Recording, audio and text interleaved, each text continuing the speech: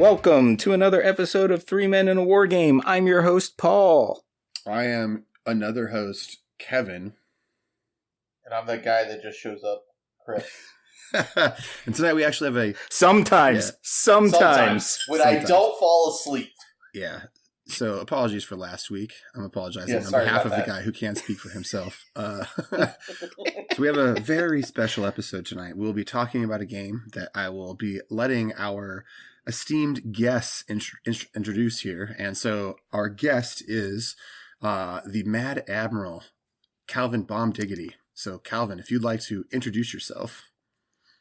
Howdy, I'm Calvin, the Mad Admiral, and legal has advised me to read this copy. The views and opinions of the Mad Admiral are his own. He is not compensated or speak for Warcradle Studios, its subsidiaries, or employees. The Mad Admiral should not be taken internally. Exposure to the Mad Admiral may cause pupil dilation, rapid heartbeat, flushing of the cheeks and face, as well as swooning. Ask your doctor if you are healthy enough for exposure to the Mad Admiral. All right. Mr. Mad Admiral I'm so glad I didn't read that ahead of time. I had to mute myself so I would not laugh over you. Oh, the swooning was the high point for me. Oh, I loved it. Calvin, welcome to the show. For people... Hey, it's a pleasure to be here. For people who don't know, Calvin is local to me. So where Paul and Chris are local to each other, Calvin is one of my locals. Calvin is a war host for Warcradle Studios, which is the part of their organized play program, and they are the individuals who are the Flava Flavs, if you will, of the games in question.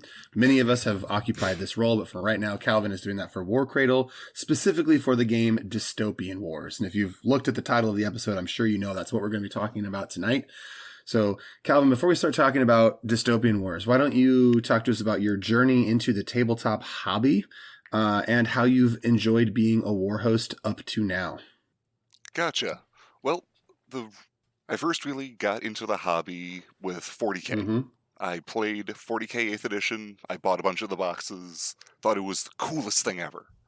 And then 8th edition dropped, and the Reign of Terror with the unpatched knights happened, and burnt out of it something fierce. I've kind of taken a meandering path. Whatever war game couldn't run away fast enough was my new favorite at any given week. Sure. And eventually, a local podcast host put on a not birthday celebration for himself called ChopsCon, and local plastic dealer Noah ended up having a demo of this novel boat game. I gave it a go with a friend of mine, and it bit me very hard. The game spoke to me in a way that other games really haven't, where just something about the mechanics, something about the models being so cool, and the dice goblet in me being able to roll giant handfuls of dice at a single go really just made the game stick. It's funny because I remember it. I just remember, because another thing, the visual that you need is that Calvin and I are both very tall. We both stand taller than 6'3", and this is a man wearing a kilt and a tight t-shirt, rolling handfuls of dice and laughing, and I could hear him laughing from across the area that we had rented. And I didn't know what they were playing at the time, but it makes sense now in retrospect. It was a hoot. Yeah. Jimmy is a wonderful opponent to play against, and he ended up splitting the starter box with me, the rest is history from there. Awesome. Okay, so... And there's just something when you find that game that speaks to you. Yeah. And that 40K climb, boy, that is a story we all know. Yep. We've all been there. So Calvin, have you... The interesting... go ahead. So the interesting part is naval wargaming is such a blank state. People can have their own ideas with, if they like historical, if they like sci-fi. No one hates boats in my experience. People have had issues like, I don't want to be the bad guys in this game, or grand scale warfare is a bit too much for me. Everyone who I've ran boats past has been, I like boats. Yeah. It's a weird kind of cultural touchstone. You're not wrong. And I say that because I love boats. And my guys know I we love boats. we have an outlier. We do have on an that. outlier. Just we have a resident I hate naval battle Yep. games Well, right here. sooner or later, I'll have to have you a demo. But Well, we also have a community person who's like, I never envisioned myself as a boat. But that doesn't necessarily. But the fact that you don't like naval war games doesn't necessarily mean you don't like boats in general. And like, Oh, that's and- that's okay, true. that's I've been on fair. many That's boats. fair. Yeah. No, I like boats. I like going out in the ocean. I like being on a boat. I just don't like naval warfare miniature and games. that's because you And haven't that's- played this one, right? So we'll. I have played Armada, which is a very That's good true. Armada, naval while being a game. game set in space, is definitely a boat game. Yes. That is not an arguable point. That is a naval game. All right. So, Calvin, do you have any hobby? We like to talk about hobby progress. Do you have any hobby progress that you have this week that was significant that you'd like to boast about? So I ended up going up north for the weekend and hiding at my blood brother's house. He bought a 2-player starter pack because he wanted to change factions in the game and was going to split with me just pro bono. I was like, that's not going to stand. And I bought 2 extensions for it. We split that down the middle, and I spent a lovely weekend assembling plastic models, and now have, I wouldn't call it an irresponsible amount of boats because the missus can still hear me, but I would say it's a totally responsible, emotionally healthy amount of boats All right. to work with. A lot of boats. We like it. Paul, how about you? Any hobby progress for you, Paul? Yeah, I finished up some Gundam, and now I am getting back to the secret project. Awesome. Dun dun. Yeah. Dum dum dum. I also am working on the secret project. What I will say is that I have been assembling rotten little bastards. And I love them. I love them so much. They're so rotten and they're so bastardy, and I love them. I can't wait to see them done. But also I went, and I have so many of them, but also I went to Indianapolis over the weekend to play in a big competitive Flesh and Blood event, the Calling Indianapolis. So I'm not going to talk about, we're not going to dwell on Flesh and Blood on the podcast for a while, but it's worth noting that I didn't make a lot of model progress because I spent Thursday, Friday, Saturday, and Sunday of the last week in Indianapolis playing somewhere north of 35 rounds of Flesh and Blood over those 4 days. So much. So many hamburgers consumed, so much Flesh and Blood played. That's a good weekend. That's a great weekend. Yes. And Potter. I'm really confused about these secret projects. I don't know what's going on. You have a secret project. Do I have a Yeah. secret project? Yes, you do. Absolutely, Okay, 100%. You have a secret project.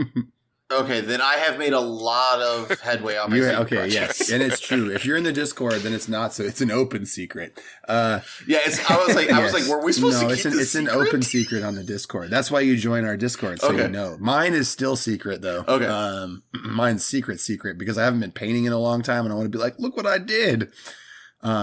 Is it what you sent us the Yes. the other day?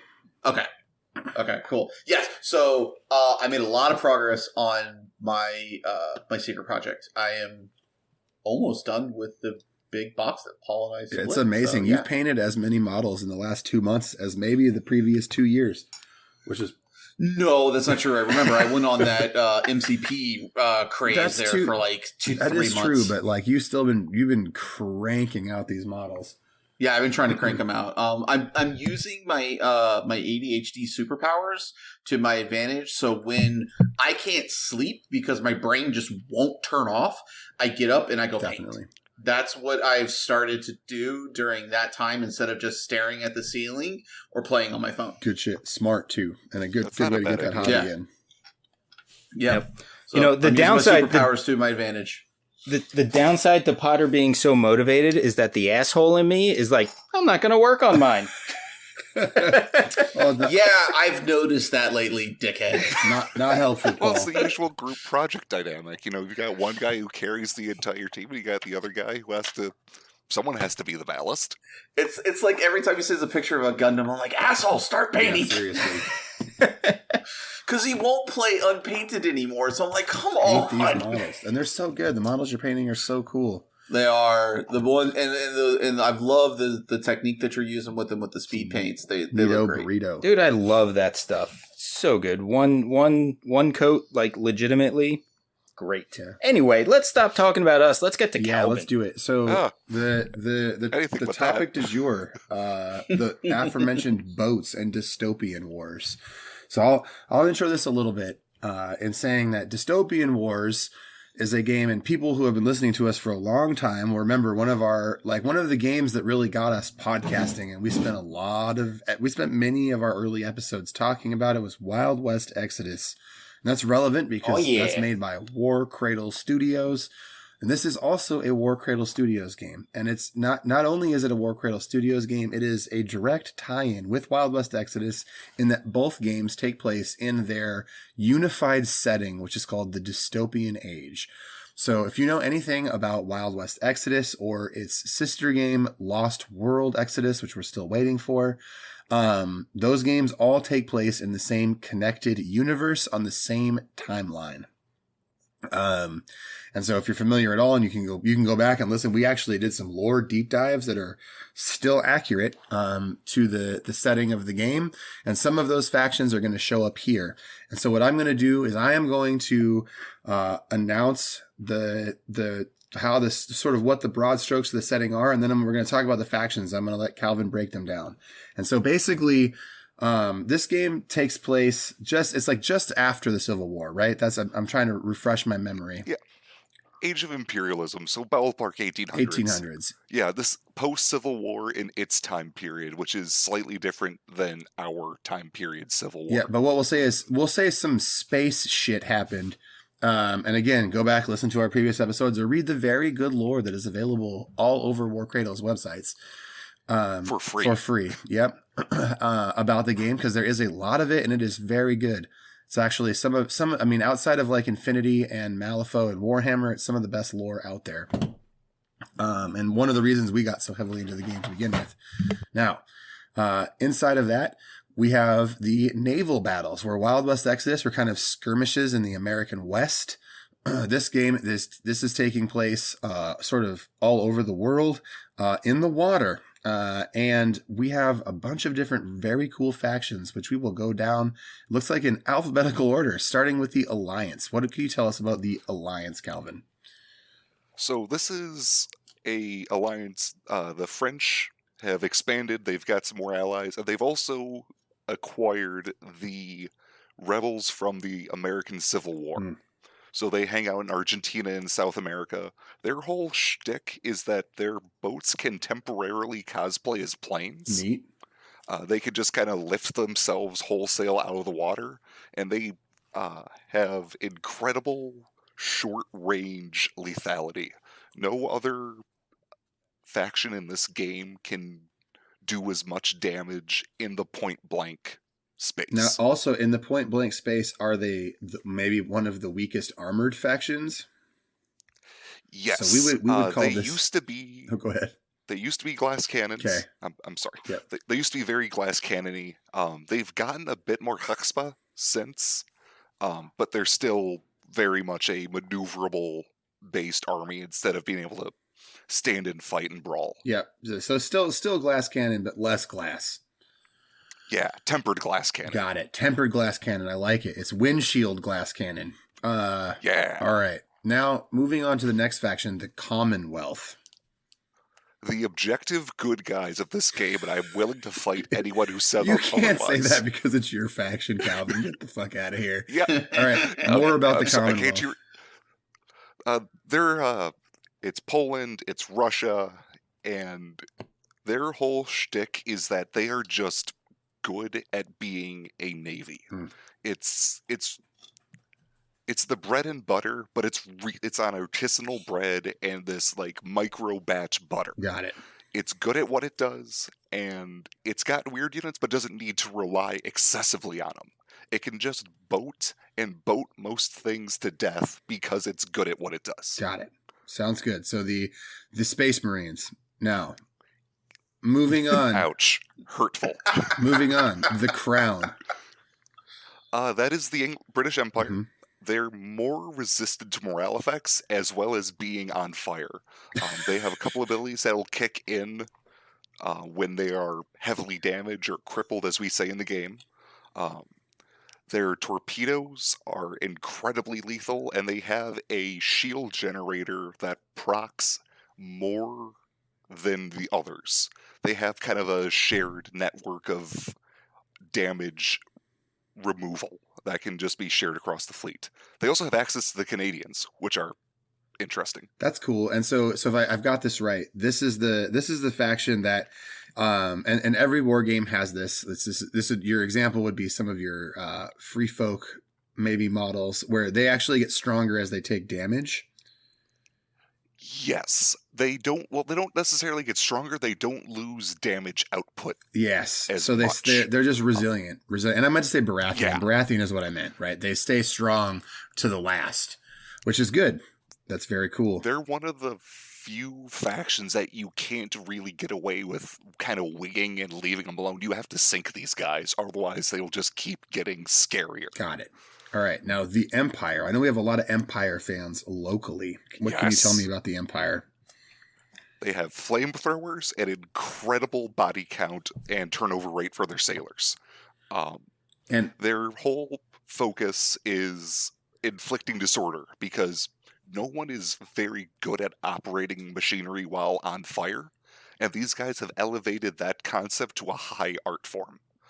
Their stuff is fairly cheap and fairly weak in the stats, but what they can do for morale can lock down way more expensive boats just by setting them on fire and making them have a rough day. And they correct me if I'm wrong, they have airships that are shaped like dragons? Absolutely. The Tianlongs. They have this giant, it looks like the festival dragons that you'll see during the during Lunar New Year. New Year. Yep. Mm-hmm. Yeah. So we haven't mentioned is this the Jade Empire, right? So this is a conglomerate of Asian nations. Yes. Yep. Conglomerate and very flammable focused. All right. We like it. We like lots of fire. This is a faction that I'm deeply interested in outside of the one that I've actually purchased. Now, for our first faction that you'll get a lot of understanding from if you've played Wild West Exodus, the Enlightened. These are my second favorite faction. These are the turbo nerds who saw all this cool alien stuff knocking around and just kind of John Galted their way down to Antarctica. Mm-hmm. If we're going for a 40k analog, they're like the Harlequins.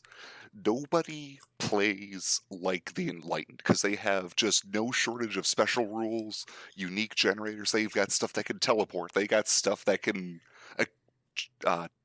time travel back to a point when it wasn't dead when it dies.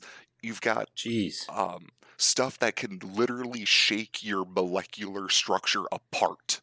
It's weird science in all the best ways, and they're like nothing else on the table. And whale torpedoes. Yes. So they looked at this perfectly fine blue whale and said, you know what we need to do? We need to fill that thing with explosives and a remote control. Yeah. Yep. That's just as an example for some of the big armaments that the Enlightened have. Some whale torpedoes. A lot of And that's not dissimilar from Enlightened. That's over the top. That's not dissimilar from the Enlightened in Wild West Exodus, right? Paul, Chris, right? Yep. They are. Yeah. They are the same people. This is just their naval. Yeah. Section. Super cool. Yeah. It sounds like it fits though, right? Like you wouldn't be like, oh, these are not anywhere near the same. Just the name. Yeah. No, they're the same. Literally the same. Weird science. All kind of.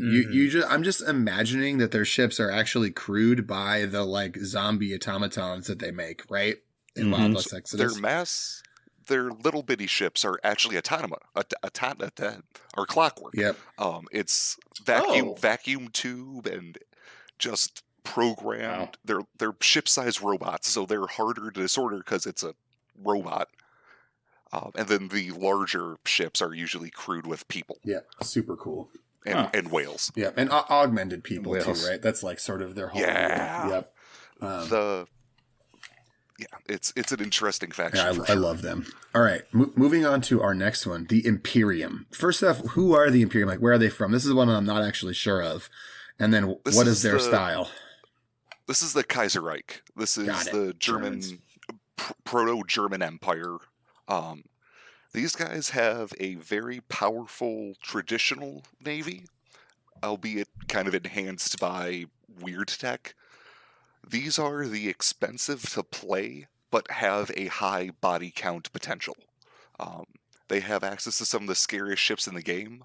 There's one class, the Kaiser ship, where if it's on the table, you just kind of write that section off as a loss. It's just all right. It's not worth. They also have access to the Ice Maiden, which is this giant. Yeah. It's about the size of a shoebox of just resin. It's a iceberg that had a ship carved into it that they use as this ungodly capital ship. Yeah, and if you, it's amazing. I'm gonna just like put a thing out. If you've never seen the Ice Maiden is like the centerpiece model of this game. I'm trying to think of an equivalent. Like if you think of like your like Primarch models from 40K, your Demon Primarch specifically, like that's the level of model that the Ice Maiden is. It is and he's not kidding, shoebox. It's like 16 inches from tip to tip, right? It's huge. Yep. It's a lift with the legs kind of model. Yep. It's been mistaken for terrain at least a couple of times in our games. Well, it's an iceberg, right? Because exactly, yeah, it's an iceberg with a runway on the top of it and cannons built into the sides. It's so cool. Jeez. That's pretty freaking amazing. It kind of fulfills the desire that I had as a kid to get the G.I. Joe aircraft carrier. Yeah, pretty much. Yeah. We have a war host who plays Imperium exclusively, and they've done some really scary things with them. Super cool. All right, now, Wild West Exodus players are going to know the Sultanate under an allied faction of the Sultanate, but can you tell us about the Sultanate? This is the Ottoman Empire. Mm-hmm. They are a very high skill ceiling with a high reward for that skill ceiling. Their boats are made of paper mache. They have obscene speed and turning potential and have portals. Moreover, they can direct their fire through those portals in ways that you don't necessarily see coming. So cool. Their quote-unquote biggest gun is a teleporter to the literal sun that operates in picoseconds. That just, you Sunny D people to death through portals from the other side of the map. Oh my god! Best exclamation ever. That's pretty great. They've got a and they've got a number of. Say if you're familiar with Wild West Exodus, then you know now we're talking about the Order, right? This is the same tech that the Order has. And sorry, Calvin, I interrupted you. It's all good. They're a very maneuverable faction, like even more so than the Alliance. They can't really stand up to direct combat, but if the Admiral knows what they're doing for the faction, usually you won't ever get to that point. You have a whole fleet, and then suddenly you have a whole bunch of submarines, and it's awkward. Oh, jeez. Yeah, it's pretty. It's funny because it's actually very similar to Order. Order is a high skill ceiling, hits very hard faction, and it's due to the lower numbers in Wild West Exodus. Yes. They have a lower number of models, so they don't have as much to absorb shots. But boy, their models are powerful and horrifying. It's a running joke is their main technological advance, besides the teleporters and the portals and all that such, is the ability to staple multiple hulls together. So their flagship is just 2 aircraft carriers stapled together. Yeah. So their heavy destroyer is just 2 single destroyers stapled together.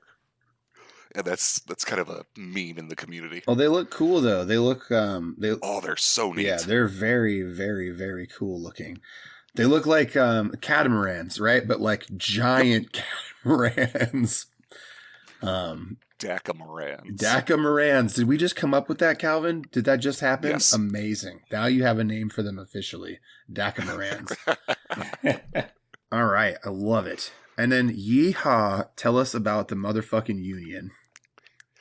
Well, the Union is another traditional navy in the same way that the Commonwealth is. They focus primarily on their heavy gun batteries and can do really nasty things with them. Mm-hmm. They can choose to kind of make themselves a little bit more vulnerable to morale effects because all they're doing is just throwing shells into the cannon as fast as they physically can. They're also entirely paddle boats. Mm-hmm. So there's no real way you can maneuver where they can't catch you in a broadside and all of their cannons. It's a very powerful shooting army that has access to Iron Giant robots. Yes, they do. They have. So if you like giant mechs, like a la like Pacific Rim that are walking through the water, they have that. And as Calvin noted, all the ships have paddle boats, which is dope, or side paddles, which is dope. They look like giant river boats. They're so cool. I do have to call an audible. I'm terribly sorry. The Union doesn't have a Colossus just yet. Oh, okay. Their Iron Giant robots are kind of like a super flyer kind of unit. Got it. The Imperium and the Commonwealth have as well as the Enlightened have a Colossus. Those are the ones that have the We Jaegers. are getting one for the Sultanate. All right, cool. I'm sorry? Those are the ones that have like Jaeger style robots. Yeah, All right. Those are neat. Cool. So now that's all of the factions. Now that's a lot, right? So what's one thing to note, and we always talk about this when we're breaking down a game, that it's important that a player, when they're looking at a game, has a lot of choice. And there are sub factions too, right? Yep. Cool. Yes. Typically, most fleets will have access to one or two. Like for the Commonwealth, we have access to the Polish Air Force as well as the Ukrainians, who is a submarine sub-faction. A sub-faction, as it were. Sure. You have access to mercenaries. You can hire Captain Nemo to murder stuff for you. You can hire just strange cults. You can hire Russian mercenaries. A lot of cool stuff. You're never wanting for choice, and that's really one of the coolest parts of the game. Is you get access to ship profiles before we get a model for them. Yep. And so it's kind of like a teaser. It's like, oh, hey, look at what's coming down the pipe. And also never being forced to stay with the same, it's never being forced to stay with the same fleet because there's no other options. It's not like you're playing Dark Eldar where you don't get models for 35 years. Right. Yeah, this game has Warcradle's attention right now. Oh, and yeah. There's some reasoning behind that too. I think they have publicly stated there's like it's because it's like the one game thing that they have where they don't really have a direct competitor, right? They are sort of by themselves with this game, and that's why they put so much energy into it. And it's taking off, right? It's paying dividends for them right at the moment because it seems like it's a game that's constantly gaining popularity. Yes. We've got a local club that me and a couple other guys made. We've got 35 people in there. The official Discord has a lot. Yeah. A lot of a lot. Yeah. Paul, what were you going to say? So I have a quick question. Sure. Is there any type of Warrior Nation type stuff in there, or no? Not just yet. Theoretically, you can say that your boats are crewed by Warrior Nation, but there's no bespoke Warrior Nation vessel. Yeah, I feel like at some point there was going to be like a larger faction of them, and I don't remember what it was. Maybe it was getting more into Lost World Exodus because they were talking about how it would be more natives from like native cultures from around the world. Sure. Gotcha. Yeah, that was Lost World Exodus. Lost World Exodus. Is it Lost World? Yeah. Okay. Mm-hmm. Never mind. Ignore me. All right. I don't know what I'm talking We always about. do. So, ouch. Well, I recommend it. Let's get into the broad strokes of the game here. Calvin, what is the table size necessary to play Dystopian Wars, and also what kind of terrain and what level of terrain, like what percentage of a board is covered when you're playing? Gotcha. So you could play the official way to play Dystopian Wars is on a 6x4 table. Okay. You can have a perfectly fine game on a 4x4 as long as you limit the points for it. Got it. Typically, we field about 25 to 35% of the table is covered with terrain. That was a mistake we made early in the system. Our thought process was, it's in the middle of the ocean. Why would there be all this terrain? And then it just boiled down to rocket tag, where it's, well, I got my salvo off first, and now you have nothing to salvo back. But also, like, that's not where, like, traditionally, like, naval, if you look at big naval battles, they don't happen on open water, like deep ocean open water. It's usually near land, right? So, yeah, there is precedent for there being terrain around. Absolutely. And we did some research, and we kind of asked the official rulings on this before I was a war host, and we got it dialed in more with terrain. And while you could have a perfectly fine game on a 4x4, there is something magical about a 2,000 point game on a 6x4 with the appropriate terrain, and it's honestly breathtaking. It's like looking at a fully painted Adepticon table where you've got all these cool units here, and you got all this cool stuff over here, and everything is just neat. All right. Now, given that you've got 25% board coverage, and I like that. Like, honestly, when you said that, I was actually relieved, because it's been a while since I saw the game in action. And the first and only time I played it was the same thing, demo at ChopsCon. And I kind of felt like it was just like, who can fire the most shit the fastest? Yeah. And it's good to know that has changed. Yes. It's definitely... It's also based on what kind of game you're shooting for. I can get into a tangent about Wisconsin protocols once we get to that point. Mm-hmm. But yeah, typically a 4x4 or a 6x4 if you have the time to spare. Mm-hmm. Got it. And so how many models are we looking at for the 2,000 point 6x4 game? Typically that's going to be 2 battle fleets. That'd be a flagship each, 3, 6... Figure about 15 or so.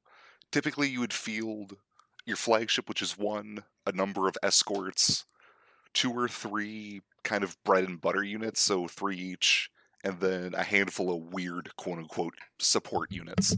So 10 to 15 isn't unreasonable.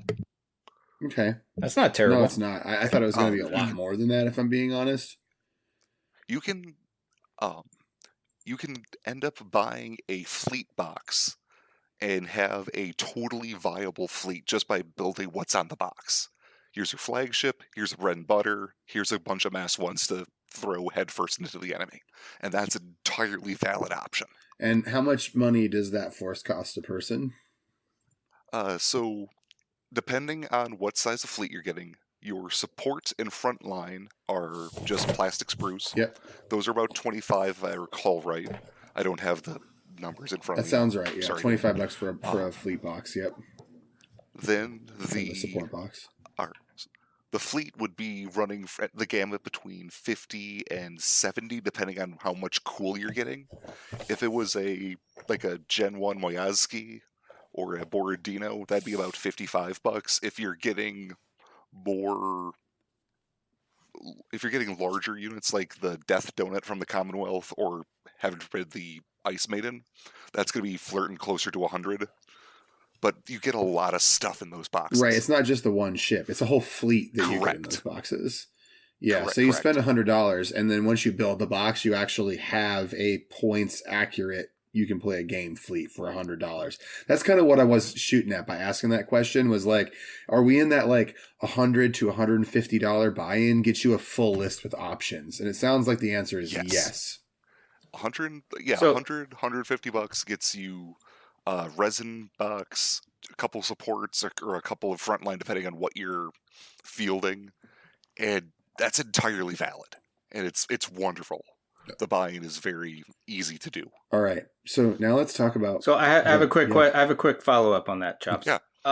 So with this, like I know with with Wild West Exodus, it always had the gubbins box, and so you could buy the kind of faction starter with or without the gubbins box. Do you get the gubbins, or do you have to buy them separately? So it's actually interesting that you talk about this. Previously, it used to be just buy a gubbins or bully someone to split a starter box with you, Right. and then get the gubbins. Now we're coming out with single-player starters, where it's just this given faction, it's a flagship, number of sprues, updated cards, templates, whole 9 yards. That's good. So those, I like that. everyone's very excited about that. It also comes with this giant map that has had a lot of people foaming at the mouth. All right. It's Like a map as in game board map, or political map. Like, oh, fun! who owns what where. Cool. Neat. I like that. I like that I a support lot. that. I was like, I like a good I do map. too. I too like a good map. The neat part about this is, outside of the models themselves, everything that you would need for the game is downloadable. The Orbats are free online. It's not a 40K, you have to buy a book, and then it's out of date, and then it has to get patched, and then it's out of date. Then you buy a new book. The Orbats are free online, the rules are free online, the templates are free online.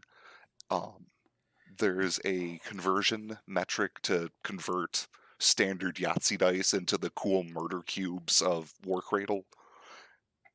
Yep. So, Everything but the models is downloadable. Yep. Even the cards. good. So we're talking about a Corvus Belli situation, which is Yeah. the only thing you need to actually buy is the models.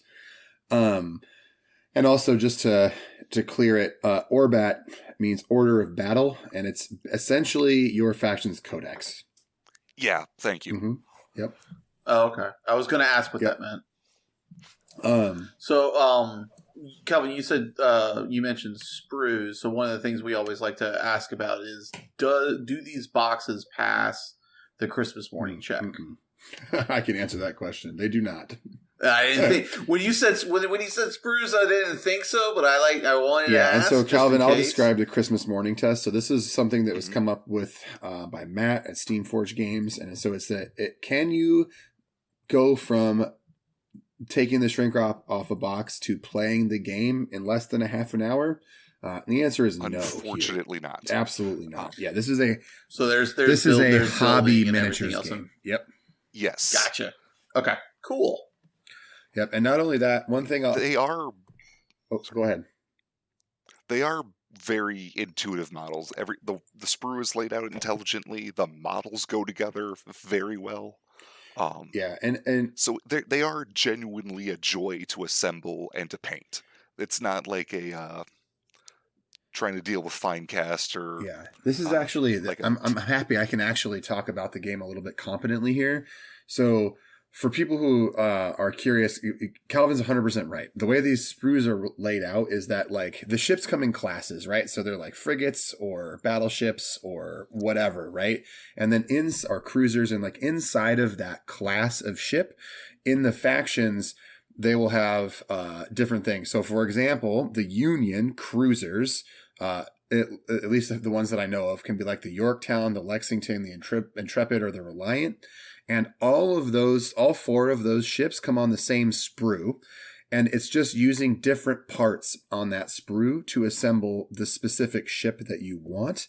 And there are build instructions for those. Yes. It's all about what gun battery gets put where and what kind of citadel you have on there. Mm-hmm. What kind of weird stuff you build around the hull. Yep. Gotcha. And also another neat thing about the game is talking about the gun batteries is that they're also, you can magnetize them, right?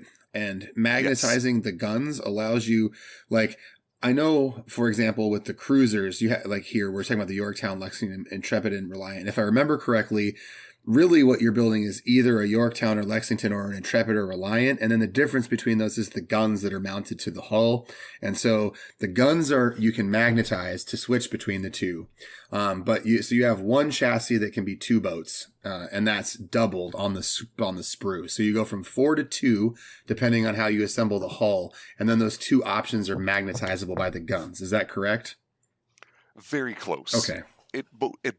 it's not like what Spartan used to do. Spartan used to have bespoke models that were this one configuration. Mm-hmm. You made your cruiser, and it had this weapon on it. With the new Warcradle version, as long as you have a mounting point for it, you can typically take that weapon. The differences between the cruisers, like I said, are mostly where the guns are positioned on the boat, and if it had what guns it can take. Like the presence of a light gun, presence and direction of where the heavy guns are, stuff like that. Got it. Cool. So it kind of sounds similar to the way Privateer Press has moved to doing their. It is similar to that. Yep. Yeah. You've got some absolutely crazy people online where they will magnetize the entire assembly. So it's like battle Legos. You have your center, and then you just slap on the prow, you slap on the aft, and you have this boat. It's like, oh, well, now I need this version, so I'm going to swap out this prow for that prow.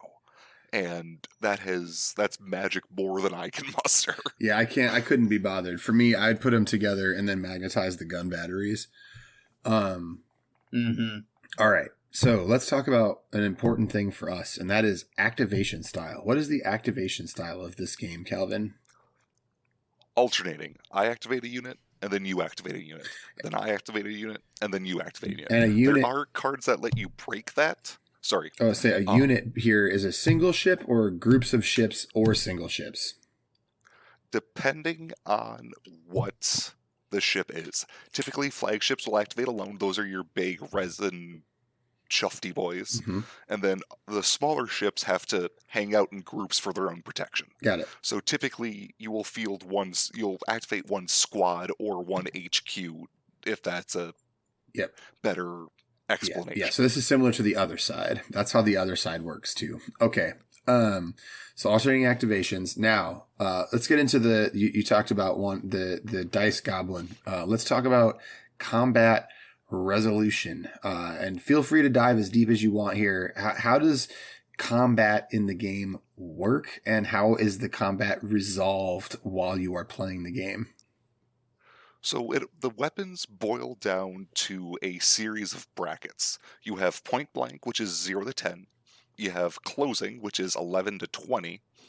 Or you have point blank, you have closing, and you have long, which is 31 and up. And then you have extreme, but that's a different band entirely. And different weapons will operate at different levels based on proximity. Mm. A rail gun can reach out and touch a guy from the next zip code, whereas a flamethrower needs to be fairly close to flamethrow. Mm-hmm. The best example would be gun batteries. These have a very, very clear sweet spot. They're pretty okay at point blank and long, but they really shine in the middle one, in closing.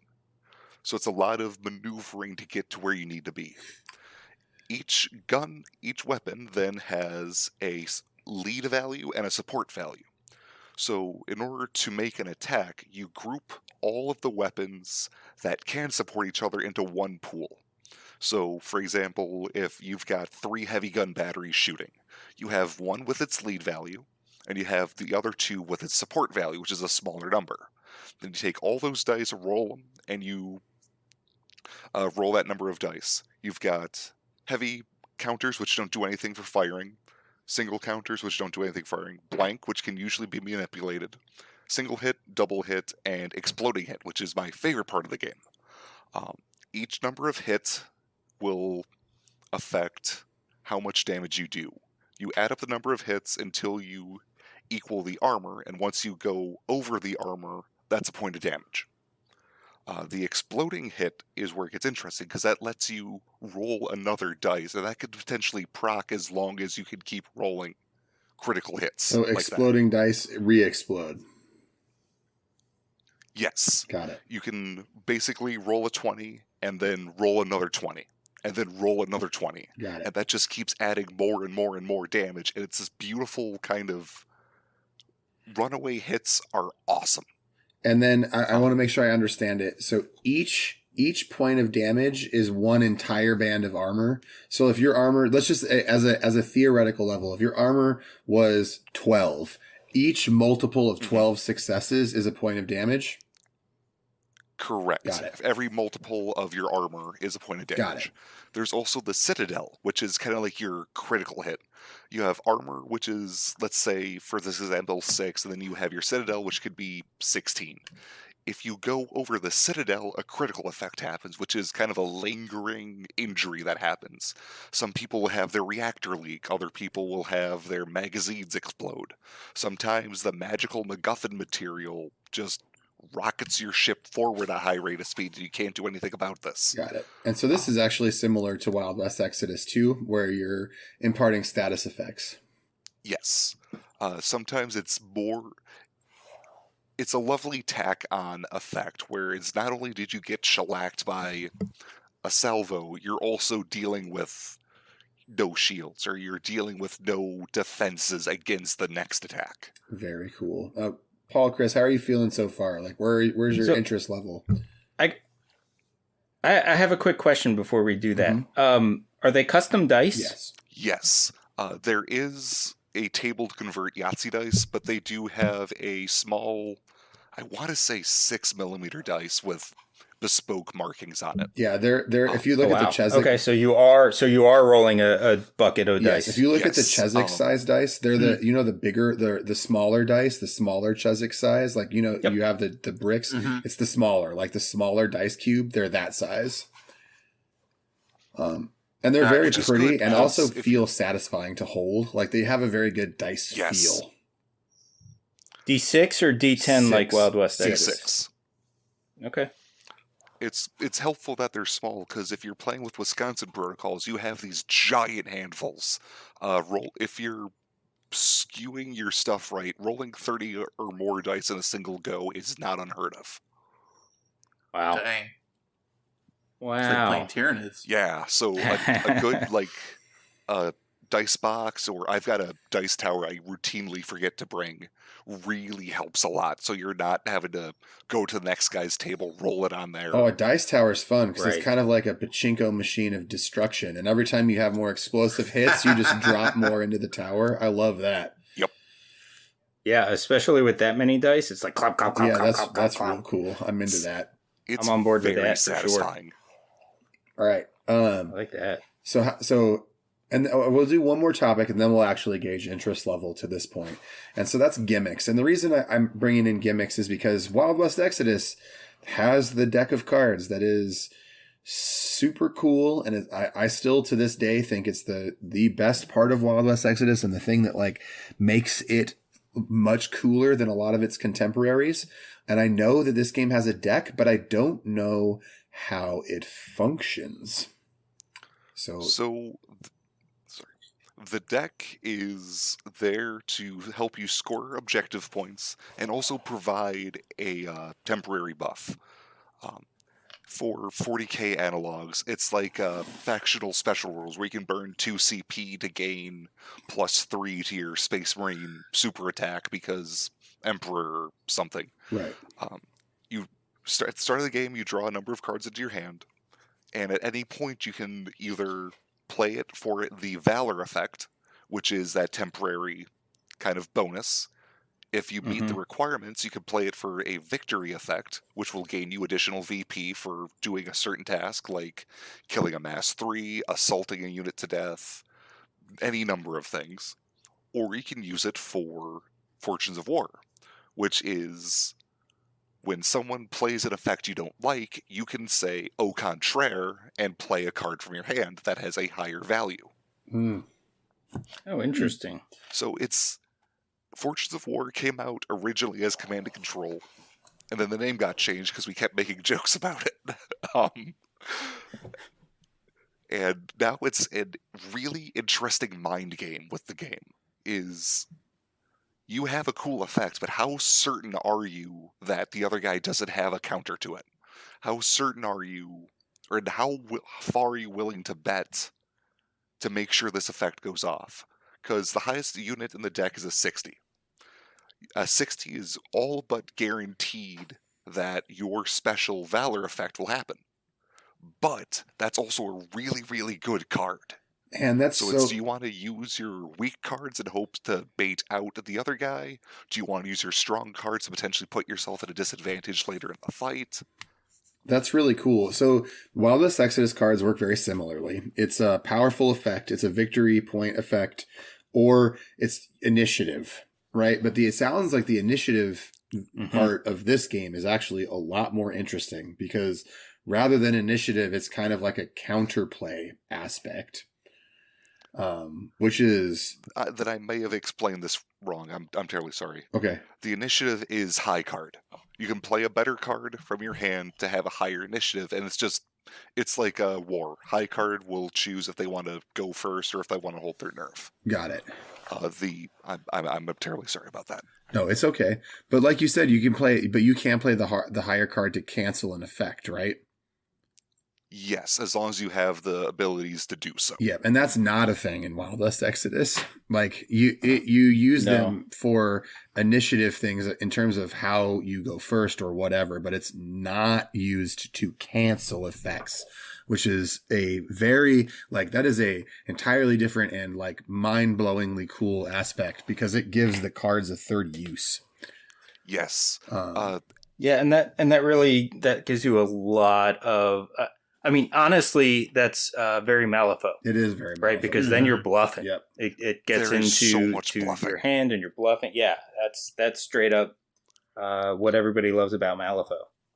Yeah. It's interesting because some of the really cool effects, most of the time you need to have Fortunes of War, which is a fairly common, it's not rare, it's just on a very specific chassis. So like your bread and butter units will have it.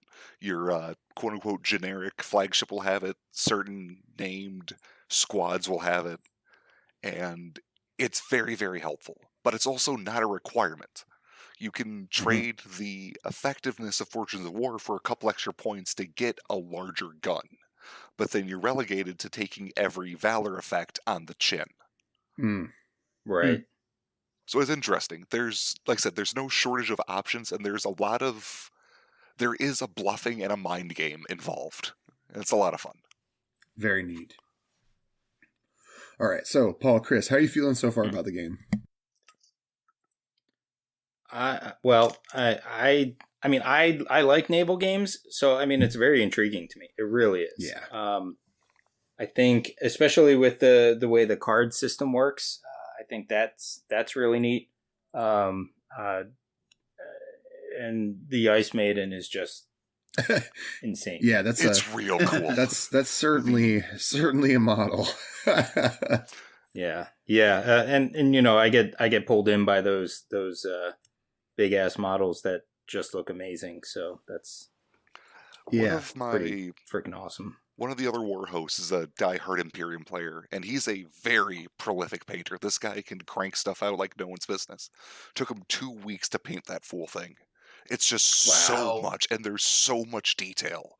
Like, one thing we didn't really touch on is how beautiful these models are. Warcradle resins miles above everyone else's resin. You can count the rivets. That is true. Objectively you can count true. the floorboards in the deck. You can... Wow. Yeah. It's so cool. Objectively true. And you can paint it up to really highlight how much detail it is, but you can also just slap a coat on and say, painted. And it doesn't do it a disservice because the model is so objectively neat. Yeah, I'm pulling my Constitution out to take a picture of it to send to them so they can see what you mean. Also I'm going to put it on my mat so you can see how big, because the Constitution itself is it's like 5.5, 6 inches long. It's like a very big ship. It's a huge model. Like in terms of, she's a girthy girl. Yeah, she's a big girl. So Calvin, why don't you, if you would, give us a little bit, now that we've talked about it, right? We've sort of done like the airplane view, but like go into what you think are some of the like coolest things about the feel of the game and the things that like set it apart for you. And then I'll try and go in on a few of the other smaller mechanics to see if I can clear those up so that people have a better understanding of how the game plays. But like, how does the game flow? You know what I mean? Sure. The game flows like a bar fight in the best ways. It's just these large models just trading haymakers in the middle of the board. There's damage feels scary because you're rolling so many dice and you're seeing armor get lost. It's this large... We've coined the term brawling, where you just have generic cruisers and you're just trading haymakers in the middle of the board. You've got blitzes, where you just try to alpha strike the guy in the first couple of turns. So I want to say the way you're describing that, though, Calvin, it reminds me very much of the experience of playing BattleTech, where Yes. you are essentially forced to be the admiral, right? And you're watching everything go to shit or go well, and I think it sounds like that comes across as part of the experience of the game. Very similar to that, because everything feels heavy. You've got boats that only can, like in Armada, they can only turn so far. They can only move so fast. And the templates can only help you as much as you let them. Stuff's only moves at a speed. It's just everything feels heavy and dangerous at the same time. I like that. That's something that I always like in a game, because that kind of reminds me of Song of Ice and Fire, right? Where you're kind of like, all right, I have multiple decisions and they're all bad. Yeah. Sometimes there's no good play. It's what are you willing to lose at any given time? And that kind of leads me to a slight tangent, if that's cool with the hosts, is about different metas. Yeah, definitely. Sure. Yeah. So as a war host, we have access. We talk to a lot of folk, and I've kind of noticed two different trains of thought. You've got how they play across the board, where everything is very skirmishy. It's highly objective based. You're getting to the point, and you're trading shots along the way as a secondary thing, where the goal is to cripple the other guys so they fire with less effectiveness across the board, because a heavy gun battery can drop almost half of its firepower if it's injured hard enough. And their focus is more gaining the points because you're on where you need to be. Then you have the Wisconsin meta, which is what I've coined it. The running theory is that all the Wisconsin players, we're in our 30s, we're married, generally, most of us have kids, and we only have so much time in a week to play with our little toy boats. So the best way to get multiple games in is to expose where your jugular is and go straight for the other guys. You take massive handfuls of dice and typically remove one hostile boat per shooting activation. And you just move on from there. So games can last maybe 2.5 rounds before everything is just littered across the board. Wow. That's my kind of meta. I like Hunter that. likes to choose Hulk violence. smash, let's go. I've got a bit of a reputation by taking the Richter, which is the single coolest ship in the game. It is a giant gun that happens to be largely considered floatable. The canon about the ship is that it fires ammo so large that it needs to be teleported in from a vault in Siberia. If you're on the deck when it fires, you get pulped. It's just this giant, stupid gun on a hull, and I love it. That's amazing. That's crazy.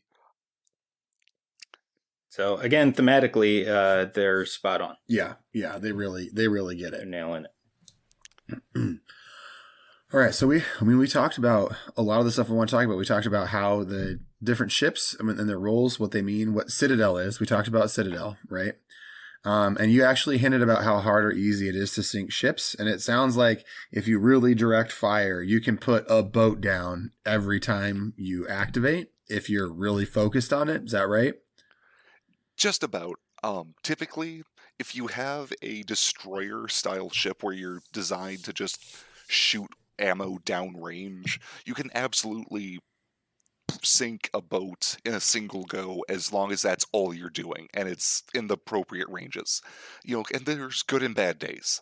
There's days when I've got this giant apocalypse cannon and I can't even, wing a mass one. Then there's other times where you've got the little Rurik that could, this little dude in a rowboat who takes out this giant flagship. Mm-hmm. Very and cool. that's one of the...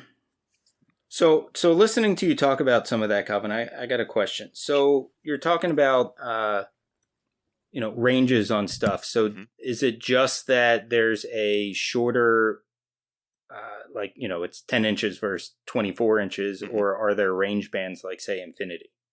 There are range bands like Infinity. You've got 3 different delineations and different effectiveness in each delineation. Okay. So it'll be like this gun is this good in this range and this good in this range. Right. Exactly. Like he mentioned earlier, right? You have the difference between a railgun and a flamethrower. And a railgun would be like a sniper rifle in Infinity, where it's really good at long range and not as good as you close, where a shotgun is useless. You can't even fire it outside of 16 inches, but within 8 is devastating. Right. Yeah, and that's just why I wanted to clarify that, right? Because it could either way, it could just be like, hey, your flamethrower is a 4-inch weapon and your railgun's 34. Yeah, we are spoiled in the Commonwealth. Our kind of faction specific weapon is a flat damage across the board. It doesn't matter if I'm physically parked on top of your boat or if you're in the next zip code. It's a consistent damage, which is always easier to play with. Oh, nice. That's gross. Yeah, that is gross. Oh, yeah. It's a hoot. Very cool. Now, so there's one thing that I've seen a lot in the game, and I don't know what it means, right? Like, how you'd be looking at a game from afar and you keep seeing a phrase and you don't know what it is. And my thing for this game is SRS. Can you talk about that for me? Well, that means things are getting serious. Oh, come on now, Calvin. I had to get one in.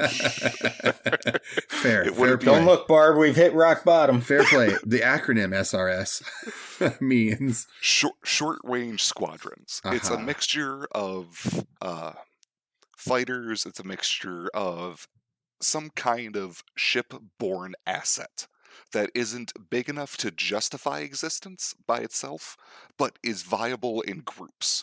So an SRS token isn't, a dude in his jet fighter. It's a dude in his jet fighter and his squadron buddies. Or if you're in the Enlightened, it's a school of whales packed to the gills with explosives. Okay. All right, sweet. So it's a weapon by a different name. Spartan used to track them differently, where you've got different flavors of planes.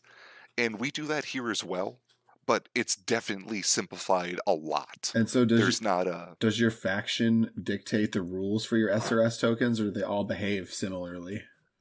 Largely it's the same.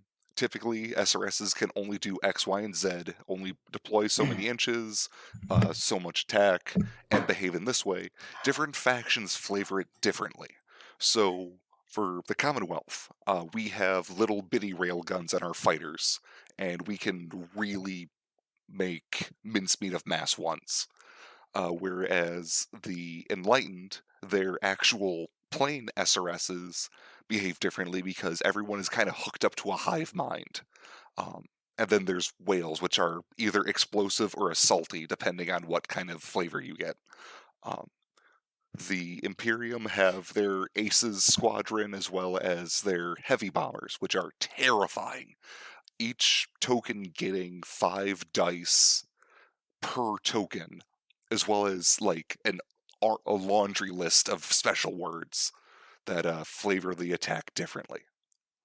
Amazing. That sounds really cool. I like that. I like that they are actually separate. And now it's very clear what the role of them is and what they do. I was just like, what are these little random tokens that come in the boxes?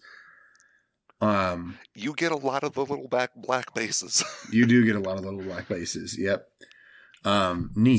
So they don't actually have a miniature though. They do-ish. So you get a 50 mil base, or 40 mil base, I apologize, and you get a base topper for it. So each Doom stack is a number of black bases equal to the amount of SRSs on a given target, topped with the topper that's relevant. Right. That Typically, makes sense. It's an ocean scene with a number with like 3 or 4 little planes on it. Very cool. All right. Makes sense. So, I like it. Paul, Chris, do you guys have any more questions? Things you want to know about?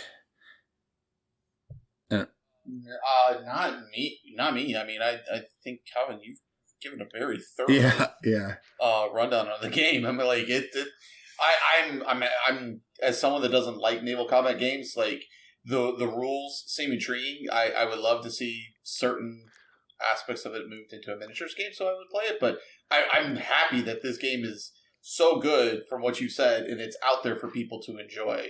That like that style of game. That makes me happy that something of this quality is out there. It's neat because it's able to do mass combat without bogging down like an epic 40K, where you've got your different squadrons of boats, but you don't feel like it's a cluttered mess. Yeah. Everything behaves in a very similar pattern, and it's just squads effectively.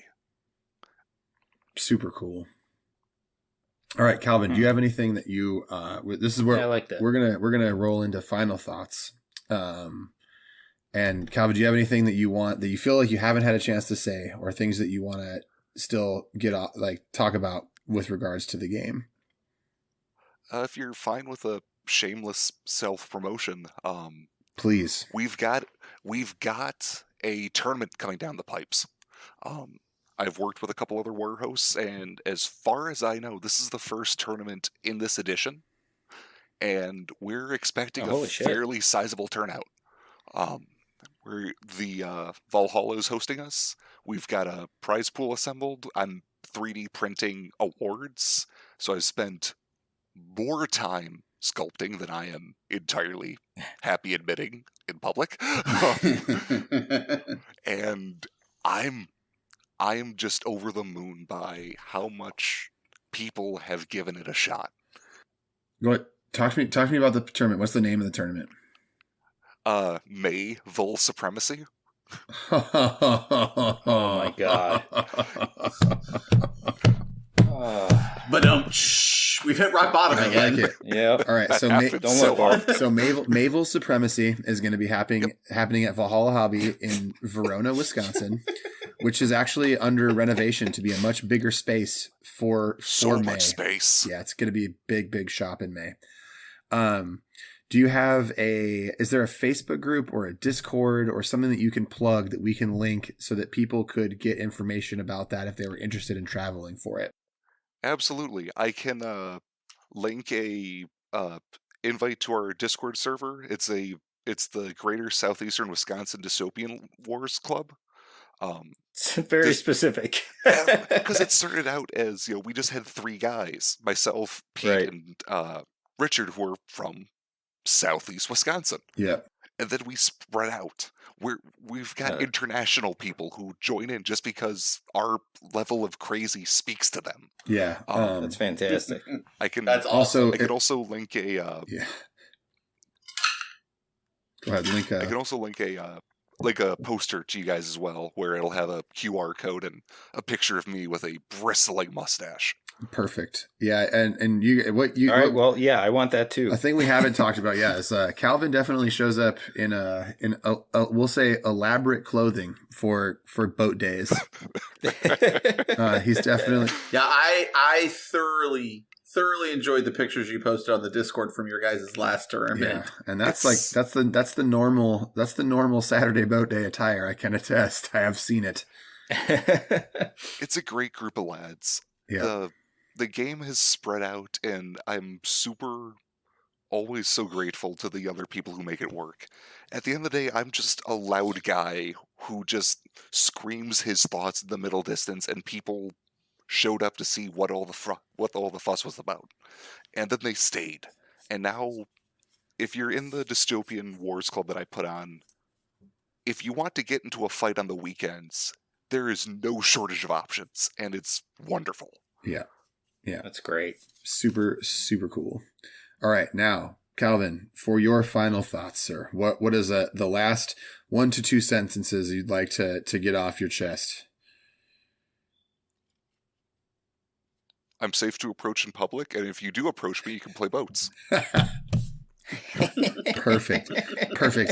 My final thought for this episode is that it's funny, I had considered actually giving my box to a local that I have because I know he plays the faction, but suddenly I am rethinking about painting the models that I have assembled in this box because it seems like a fun thing, and I have been wanting, I've been wanting like a new thing, right? And so this does seem like kind of like a good spot for me in terms of money, in terms of painting effort, in terms of hobby too. So maybe it'll be, and it's unique. It is unique. Yeah. All right. And pick a weekend, my dude. Yeah. I will find us a table, and I will absolutely teach you the newest excitement. Yeah, for sure. Paul, how about you? I'm gonna keep my eye on this because I think this is super fascinating. At the very least, I want to see how the game develops over time, because I do know that Warcradle is really pushing it.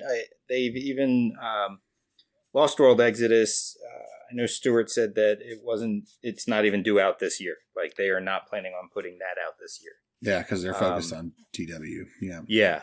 Yeah, they're hardcore into boats, and that's smart of them, because you're right. Their main competition is bad warlord games. Yes. Or yeah. Armada, or like Golden Age of Sail games. You're right. You're 100% they're in a really right. unique spot. Yeah, they don't.